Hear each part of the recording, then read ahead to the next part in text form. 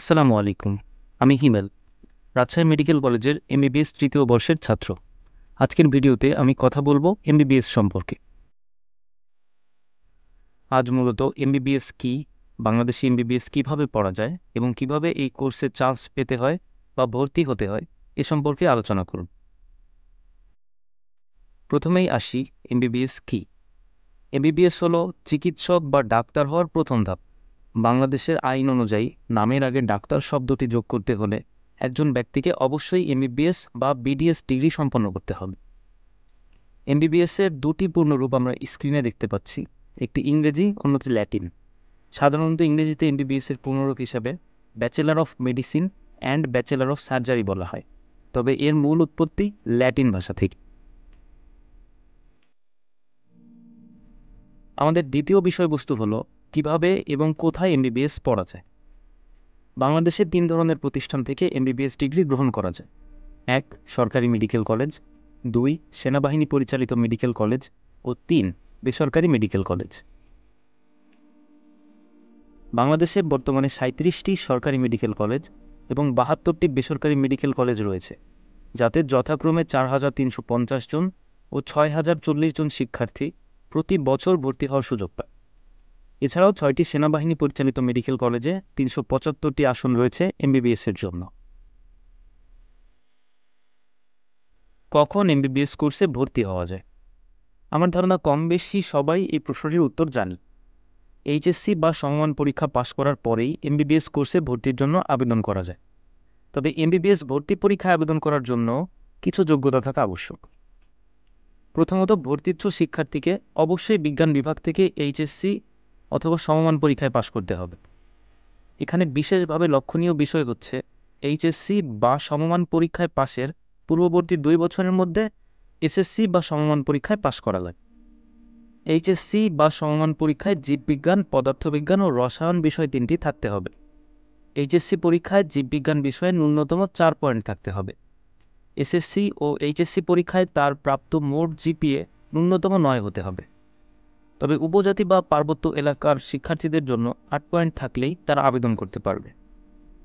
আরও কিছু নিয়মকানুন আছে যা সবিস্তারে বর্ণনা করা সময় সাপেক্ষ, তাই শুধুমাত্র গুরুত্বপূর্ণগুলোই উল্লেখ করলাম। ভর্তি পরীক্ষার পদ্ধতি। ভর্তির সুযোগ দেওয়ার জন্য মোট 300 নম্বরের উপরে মেধা তালিকা তৈরি করা হয়। এর মাঝে 100 নম্বরের পরীক্ষা নেওয়া হয় এবং বাকি 200 নম্বর থাকে এসএসসি ও এইচএসসি পরীক্ষায় প্রাপ্ত জিপিএ এর জন্য। 100 নম্বরের জন্য 100টি বহু নির্বাচনী প্রশ্নে 1 ঘন্টার একটি পরীক্ষা নেওয়া হয়, যাতে প্রতিটি সঠিক উত্তরের জন্য 1 নম্বর প্রদান এবং ভুল উত্তরের জন্য 0.25 নম্বর কর্তন করা হয়। পরীক্ষা মোট 5টি বিষয়ের উপর নেওয়া হয়। মানবন্টন সহ বিষয়গুলো হলো জীববিজ্ঞান 30, রসায়ন 25, পদার্থবিজ্ঞান 20, ইংরেজি 15 ও সাধারণ জ্ঞান 10। পরীক্ষায় প্রাপ্ত নম্বর এবং জিপিএ এর জন্য প্রাপ্ত নম্বর যোগ করে প্রস্তুতকৃত মেধা তালিকা অনুসারে প্রথম 4,350 জন শিক্ষার্থী সরকারি মেডিকেল কলেজগুলোয় ভর্তি হওয়ার সুযোগ পায়। এখানে একটা প্রশ্ন অনেকের মনে জাগতে পারে, কোন মেডিকেলে চান্স পাবো তা কিভাবে ঠিক হয়? আবেদন করার সময় নিজের পছন্দের ভিত্তিতে মেডিকেল কলেজ সমূহকে ক্রমান্বয়ে সাজিয়ে দেওয়া যায় এবং পরে মেধা তালিকার ভিত্তিতে সেসব কলেজে ভর্তি হওয়ার সুযোগ প্রদান করা হয়। এক মেডিকেল কলেজে চান্স পাওয়ার পরে কলেজ পরিবর্তন করা যায় কিনা এবং কিভাবে করতে হয়? হ্যাঁ, করা যায়। এক মেডিকেল কলেজ থেকে অন্য মেডিকেল কলেজে যাওয়া যায় মাইগ্রেশন প্রক্রিয়ার মাধ্যমে। মেডিকেল কলেজে ভর্তির সময় মাইগ্রেশনের সুযোগ দেওয়া হয় এবং সাধারণত 3 থেকে 4টি পর্যায়ে মাইগ্রেশন হয়ে থাকে। এখানে উল্লেখ্য, মাইগ্রেশন শুধুমাত্র কোর্সের শুরুতেই করা যায়। বেসরকারি মেডিকেল কলেজে ভর্তির জন্য আলাদা আর কোনো পরীক্ষা দেওয়ার প্রয়োজন হয় না, তবে ভর্তিচ্ছু মেডিকেল কলেজে আবেদন করতে হয়। আবেদন করার জন্য মেডিকেল ভর্তি পরীক্ষায় ন্যূনতম 40 মার্কস পেয়ে পাশ করা আবশ্যক।